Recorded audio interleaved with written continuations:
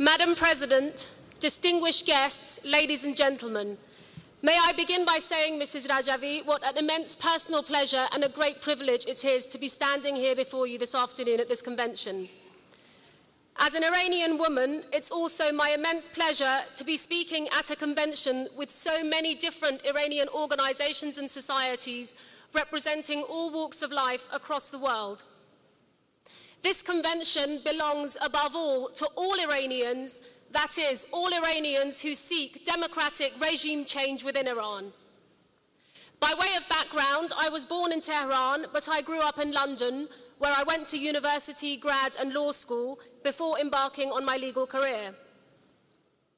But while I've always lived in exile outside of Iran, there's genuinely not a single day that goes by when I don't think of Iran and her people. I've always maintained that Iranians, fortunate enough to have escaped the clutches of the Ayatollahs, not only have an obligation but a responsibility to all those who didn't find themselves as fortunate as we did. In 1979, when the Iranian people took to the streets in their millions, they cried freedom, democracy, human rights, and a respect for fundamental freedoms. 3 decades on, and contrary to what you are led to believe, the Iranian voice within Iran is just as strong and just as loud, and it demands regime change in its totality.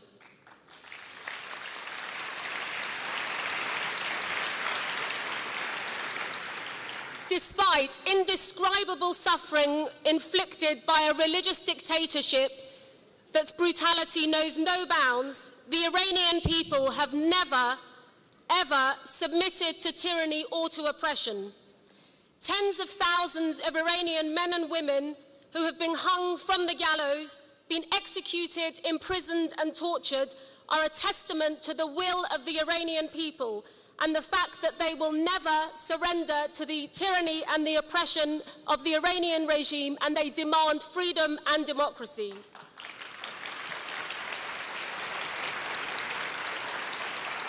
In 2005, ladies and gentlemen, in 2005, I had the immense personal pleasure to visit Iraq and Camp Ashraf as the legal representative and advisor to a European parliamentary delegation that visited the camp. We were tasked with conducting an independent survey within the camp. Our findings are well documented and public, so I don't wish to visit them here. However, what I do want to do is talk to you about what I found at Camp Ashraf, and that is about the Iranian resistance. In particular, I want to talk to you about the women within the Iranian resistance, a matter that had always intrigued me prior to my going to Ashraf. I can tell you that in the days that I was at Camp Ashraf, and in particular when I walked through the gates, the golden gates of Ashraf, I had exactly the same feeling as I do every time I walk through the doors of Over to Madame Rajavi's residence. And that feeling, ladies and gentlemen, the feeling that I had at Ashraf and when I visit Over is that I'm embraced by the vision of a future Iran. I saw the embodiment of the Iranian people's hopes, dreams and desires, that is, for democratic and secular regime change in Iran. And I saw firsthand the immense capability of the Iranian opposition movement. Madam Rajavi, I saw your 10-point plan in action for myself.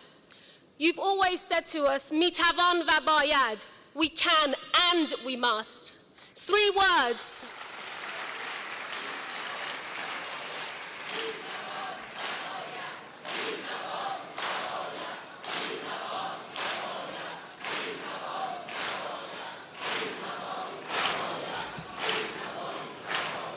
Mrs. Rajavi, those 3 words, 3 powerful words in Persian, and I say powerful because they're 3 words that have become the mantra for 75 million Iranians and all of us in exile.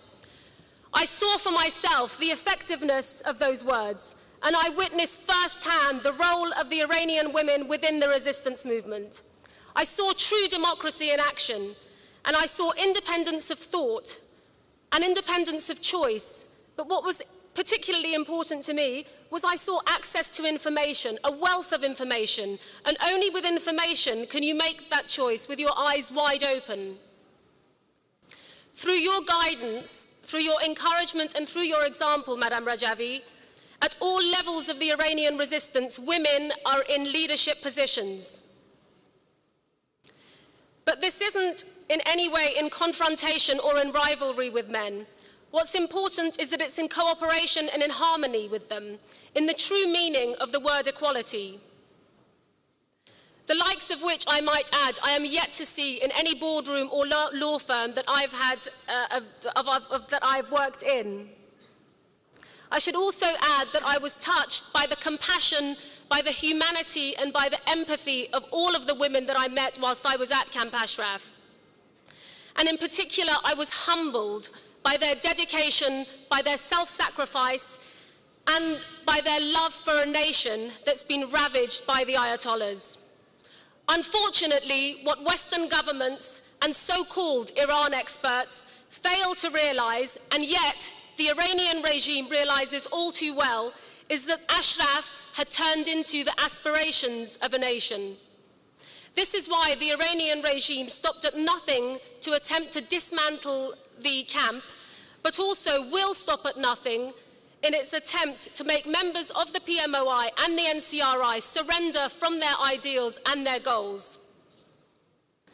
However, what the regime has failed to realize is that Ashraf was never just a plot of land in the desert in Iraq. Above all, Ashraf is and was a belief. It's an aspiration. Ashraf is a vision for a future Iran. And it's a vision that I know that together we can realize with Madam Rajavi's leadership. An Iran where all Iranians, irrespective of their gender, their religion, their ethnic or linguistic differences, will be treated equally and with respect under the law. A free, a democratic, a secular, and a non-nuclear Iran that respects international law and the independence of her neighbors. This convention and the huge presence of Iranians from all over the world is, in my opinion, a clear example of the desire for democratic change by all Iranians. And I know that this goal can be realized. Finally, I want to borrow from your words again, Mrs. Rajavi, when I say that together, all Iranians, those within Iran and those in exile, together, hand in hand, we can achieve democratic regime change in Iran. Mitavan va bayad. Thank you so much.